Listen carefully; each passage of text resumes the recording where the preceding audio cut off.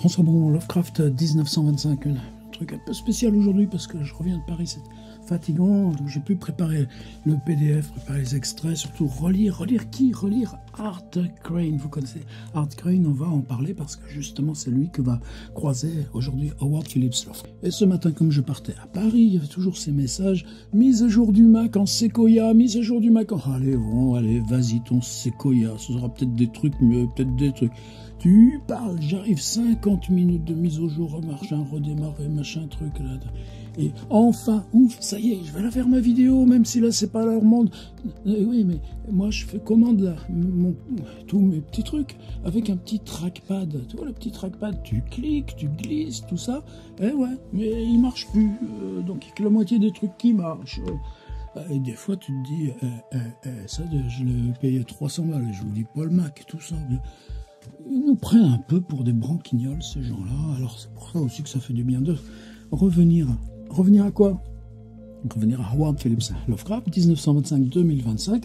On est avec lui au jour le jour. Donc on est, nous, samedi 26 avril. Pour eux, c'est dimanche 26 avril. Toujours une journée de décalage. Et on va y voir de suite parce que je sais que je vais un peu galérer. Je vous dis pas pour le montage. Bon, on va voir. On est donc... une nouvelle page du carnet qui commence toujours par le dimanche, et on a souvent chez lui une sorte de oh, on commence la nouvelle page, on prend ses aises, lever à midi, ça change pas, c'est Belknap Long qui passe, c'est George Kirk qui passe, c'est Reinhard Kleiner, c'est Samuel Loveman. Et toujours ce mystère, il promène un masque de Keats. Alors hier, vous savez, je vais interpréter ça. C'est peut-être comme il travaille dans une librairie de bibliophilie, peut-être qu'il avait trouvé une gravure avec le masque mortuaire de Keats. Non, on le promène. Alors d'où ça vient? Peut-être que, vous savez, il n'y a pas si longtemps, il y avait à la Public Library une exposition des manuscrits de la collection Morgan, où il y avait un médaillon avec une mèche de cheveux de Keats. Alors, est-ce qu'il a trouvé une reproduction en plâtre du masque mortuaire de Keats? Enfin, voilà, au lieu d'être 3, ils sont même 4. 4 plus le masque mortuaire de Keats qu'on promène devant soi. On retrouve Leeds. S'il y a Leeds, il n'y aura pas McNeil. On descend, et là, il y a ce mot, bridge, on va en parler. Ils vont aller, évidemment, Downing Street, cette rue de Greenwich Village, où il y a cet Italien qui leur sert. Alors lui, il prend en général soit spaghetti, bolognaise, ou des raviolis. Oh, le mystère des raviolis, quand il a découvert ça pour la première fois. La spécialité du restaurant, c'est une soupe minestrone très très épaisse avec laquelle on vous sert un petit verre de vin rouge acide, dit Reinhard Kleiner, et c'est strictement interdit en temps de prohibition, ce qui fait qu'ils disent on va Downing Street, mais qu'ils ne disent jamais. Et puis on va aller retrouver Art Crane. Alors Art Crane, Sheridan quelque chose, Sheridan Square. Est-ce qu'il s'agit d'une librairie où il fait une lecture?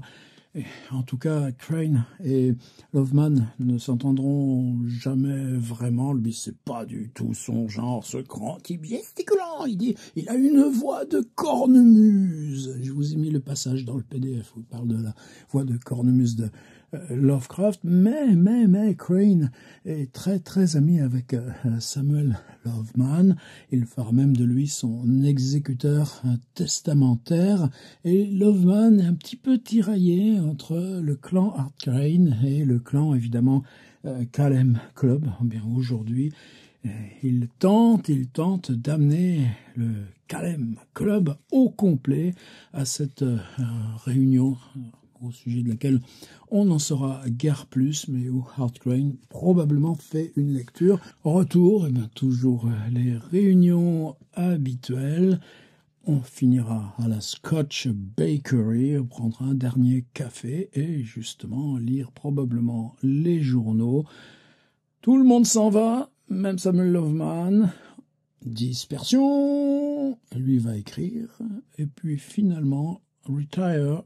Rest, c'est-à-dire que, bon, il aurait bien voulu s'endormir, mais que non, il s'est reposé, mais probablement n'a pas réussi à dormir. Le lendemain, ce sera up early. Alors, mon petit PDF, si monsieur le trackpad veut bien condescendre au clic, Évidemment, toujours dans le PDF, le fac-similé. Et là, cet extrait d'une lettre de Hart Crane, une lettre de 1924. C'est toujours les lettres, la Selected Letters de Hart Crane. Il écrit beaucoup à sa maman, Grace Crane, et aussi à sa grand-mère qui vit avec sa mère. Elles sont les deux femmes à Cleveland.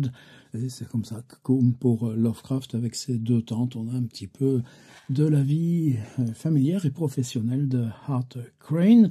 On apprendra que Samuel Loveman, lui, ne l'appelle pas Hessel, comme les initiales qu'on a dans le carnet de Lovecraft, mais Sam, ou même Sambo. Sambo, ce sera pour nous maintenant, Loveman. Alors cette lettre, Lovecraft, Sonia est encore à New York, et donc on est au mois de novembre dernier, avant le déménagement Clinton Street, mais il y a ils ont fait courir Sam dans les bas quartiers, dans les rues du port, traipsing around the slums and wharf streets, jusqu'à 4 heures du matin, à la recherche de spécimens d'architecture coloniale, jusqu'à ce que Sam leur dise qu'il gémissait de fatigue, les a suppliés de reprendre le métro. Ça dit bien un petit peu la relation entre Crane et Lovecraft. Alors, Hart Crane, on a quelque chose, il a beaucoup vécu à New York, en tout cas dans les années, tout début des années 1920.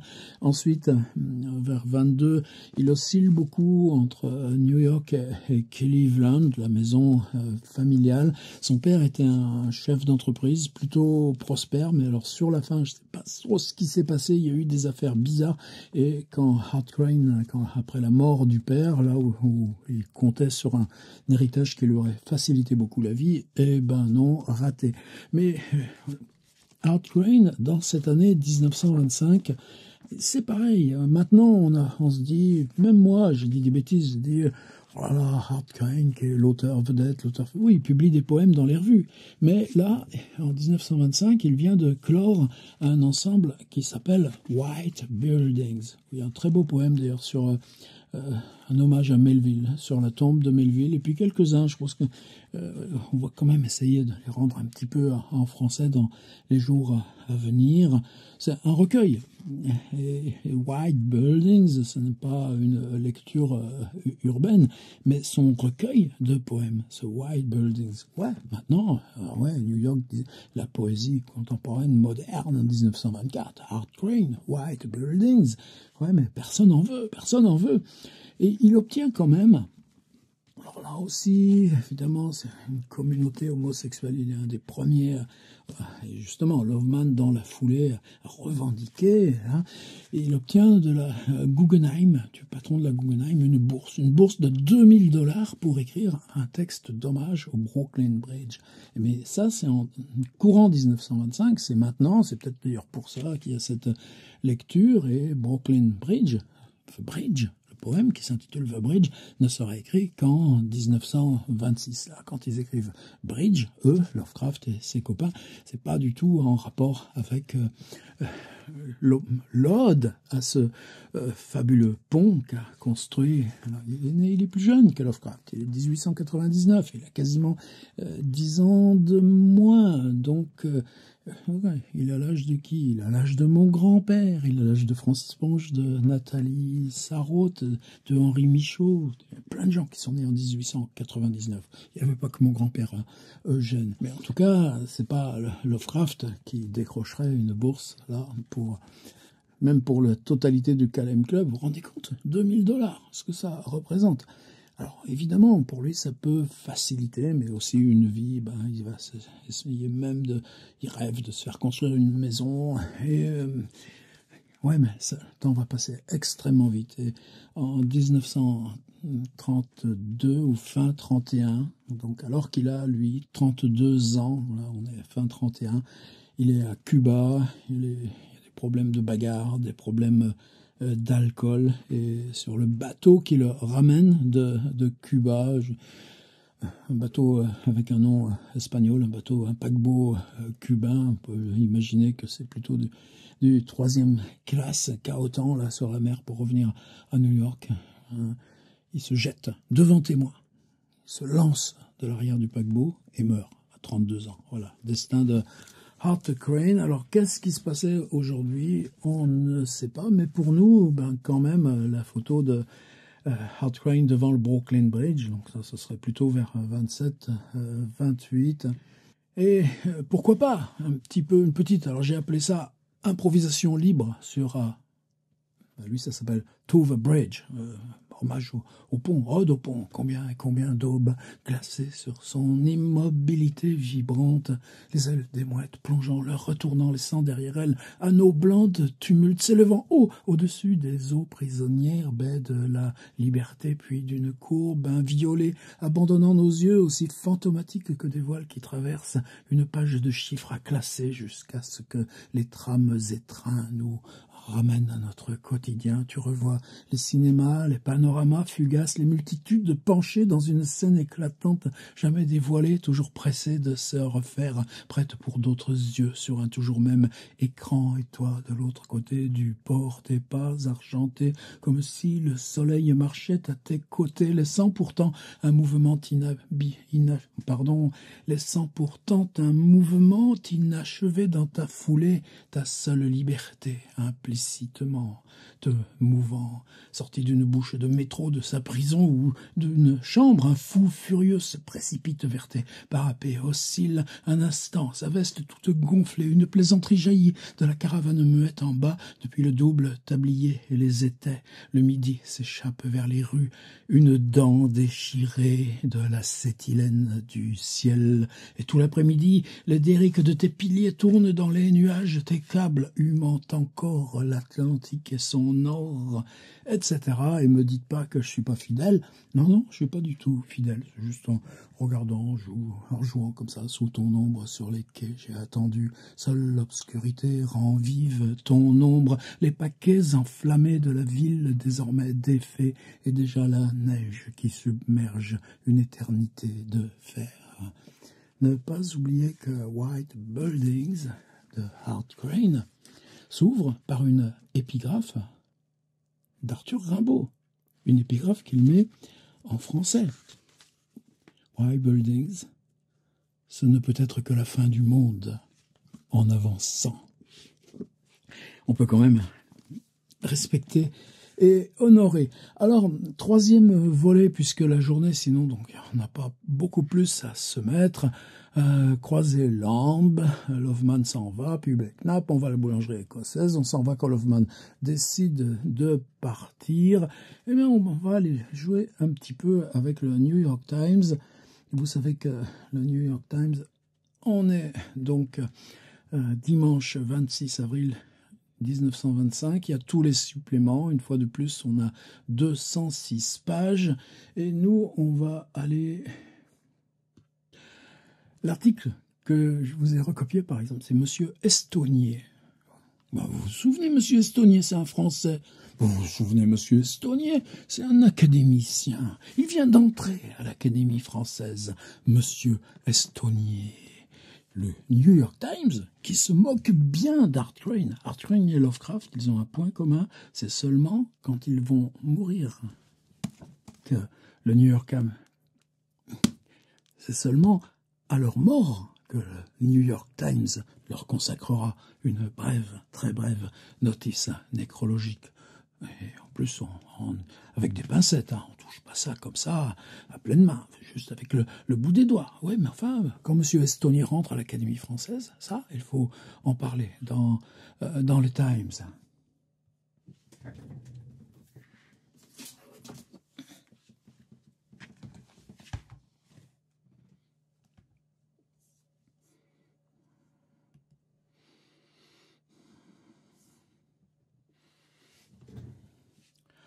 J'avais vu page 6, un tout petit entrefilet. Alors, pour une fois, comme là, j'avais bossé sur mon Art Crane.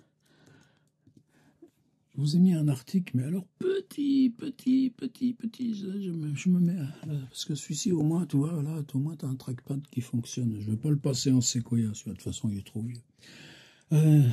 Page 6. Le tout petit entrefilet que j'ai traduit, c'est qu'on change les feux. Avant, il y avait vert, orange, rouge, orange, vert. Maintenant, on va faire du vert, du rouge. Débrouillez-vous comme ça. J'ai pris celui-ci aussi. c'est à Central Park. C'est dans la journée.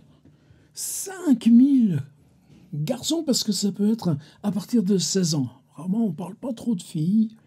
C'est le concours annuel d'harmonica. Ils vont être 5000 dans tout Central Park à jouer de l'harmonica. Et le meilleur aura un prix, mais même le second et même le troisième. C'est ce genre de petites choses. Donc, évidemment, ça fait tellement de bien de retrouver. Est-ce que vous faites des balades en char-à-banc? Char-à-banc, vous savez ce que c'est? Nos grands-parents, ils savaient ce que c'est qu'un char-à-banc. Char-à-banc, c'est devenu un mot américain. Charabanc, en un seul mot, C-H-A-R-A-B-A-N-C. Et limousine, voilà à quoi ça ressemble, un charabanc. Le charabanc, c'est comme ça que tu promènes les Américains en Europe, tu fais des tours. Tout compris, ça va d'Amsterdam, là on voit un petit moulin avant, jusqu'à la Venise du Gâtinais, Montargis, non là je suis pas sûr, mais au moins tu as les hôtels, tout est compris. Et tu traverses l'Europe de très loin, toi l'Américain, dans ce charabanc qui est cabriolet, qui te promène là par Monts, Vaux et Villes. L'Europe, c'est quand même un peu exotique, puis c'est tout petit à voir de loin. Bravo, quelle idée, le charabanc. Il y a quelqu'un qui a eu une super idée. La super idée, la voilà. Et il y a toujours cette page sur laquelle chaque fois je vais voir avec précaution, c'est à la fin, dans le supplément, où on a ce qui se passe au théâtre et ce qui se passe au cinéma, avec toujours un article technique. Là, c'est des choses sur Madame Sans-Gêne, Charming Views of France. Bah ouais, la France en charabanc. Et on a toujours quelque chose de technique. Alors, on a l'achat aussi, il y a la compagnie Vitagraph. La compagnie Vitagraph, c'est depuis 1895. Donc, la compagnie Vitagraph, c'est 30 ans d'archives du tout premier cinéma. Il y a deux frangins. Ces deux frangins, ils ont fabriqué une jeune société et ils viennent d'acheter ces deux jeunes types. Tout Vitagraph, quand même, ça pose un peu problème, non? Ils s'appellent comment, les gars? Ils s'appellent comment, les deux frères? Warner Bros. Ouais, c'est déjà ces histoires de fric de cinéma, c'est jamais loin. Alors elle est là l'idée. On tire les rideaux, on installe. Alors il est tout petit l'écran, il est tout petit, et on projette du cinéma. Mais oui, mais attention, parce que le cinéma, il faut une lampe qui soit très chaude. Donc on invente une lumière froide et on projette sur un tout petit écran. Alors ça tombe bien parce que les avions, il n'y a pas beaucoup de monde dedans. Tu as peut-être 8 passagers. Et ces 8 passagers, mais tu vas quand même de New York jusqu'à Los Angeles maintenant. On commence à avoir ça par étapes. À un moment donné, on vole, on ferme les rideaux, on installe le tout petit écran, on installe la lumière froide et on se passe un film. En voilà d'une idée. Vous croyez qu'elle aura un avenir, cette idée? Vous croyez que ça fait partie de la grande histoire de l'aviation? Non, mais il y a quand même une date, il y a quand même un petit marqueur. Et cinéma, dans Lovecraft, il y a Nyarlathotep, etc. Donc, toujours, là, on garde, on prend avec notre petite pince à épiler, on décolle du grand journal et on le pose là, dans notre petit PDF. Évidemment, on a les aventures polaires. Macmillan, on en a parlé plusieurs fois. Macmillan, avec l'aide de la US Navy, il a 2 avions à sa disposition. Il va partir du nord du Groenland. Il a entretenu le président Coolidge il y a quelque temps. On l'avait noté dans le PDF. Oh, comme ce serait bien si on faisait du Groenland une possession américaine et qu'on y installait une base aérienne là sur cette île Gambel ou je sais pas quoi. Voilà la photo des petits biplans hydravions que va utiliser Macmillan pour tenter de rejoindre le pôle Nord, lui donc depuis le haut du Groenland. Et on ne sait pas si le pôle Nord c'est de l'eau ou si par hasard il y aurait une montagne, un rocher, un volcan. Il faudrait demander à Jules Verne. Ouais, mais là c'est l'été arctique qui arrive. On va avoir aussi Roald Amundsen. Et Roald Amundsen, qui va partir, lui, de Norvège, il a 2 avions, des Dornier. Et puis un troisième, un Norvégien, Grettir Algarsson. Lui, on a moins entendu parler. Donc, il va y avoir 3 expéditions, laquelle, la première, pourra poser le drapeau américain sur le pôle Nord. Moi, je sais, c'est un copain à moi, Olivier Rollin, qui l'a fait. C'est un drôle de livre, d'ailleurs, parce que c'est comme Mike Horn, un autre copain. C'est pas des aventures faciles. Il faut donner de soi-même. N'empêche que là, évidemment, on a cette actualité. Bon, moi j'ai assez de galères là, avec mes histoires de ce trackpad. J'ai une vieille souris quelque part, mais je sais pas où elle est. Je suis en colère contre ce Apple qui se fout de ma gueule, avec tous ces trucs-là. Donc, on a fait le job quand même. On a fait le job parce que... Art Crane, parce que... Je reviens au petit PDF en espérant. On a fait le job parce que j'ai découpé mes petits articles. J'ai beaucoup aimé la typographie de ça. C'est les championnats féminins de golf. Comment ces dames s'habillent pour jouer au golf. Quand on voit les chemins de l'histoire. Le petit article sur les feux verts, feux rouges. Non, c'est ça. Il n'y a même plus d'orange. Parce que tout le monde passait à l'orange. Oh, ça ne peut pas se faire, ça. Oui, j'avais trouvé aussi cette publicité d'un institut pour apprendre à lire sur les lèvres. Oui, c'est commode par rapport à quand vous avez de la famille, pour les sourds, par exemple. Oui, mais pour comprendre ce qu'elle dit, l'autre là-bas, qui ne veut pas te le dire, ça vaut le coup de savoir lire sur les lèvres. Non. Et la publicité pour les livres, c'est tout ce que j'ai repris avec monsieur, là, je ne sais même plus son nom, le Astouronnier là, de l'Académie française. The Four Aces, les 4 livres qui cartonnent. So Big par Edna Ferber, Love par Elisabeth quelque chose, The Constant Nymph et Barren Ground par Helen Glasgow. Voilà. Ils n'ont pas compris que c'était ça, la littérature. Ni Art Crane, ni Lovecraft. À demain. J'espère que ce machin, je vais pouvoir en venir à bout.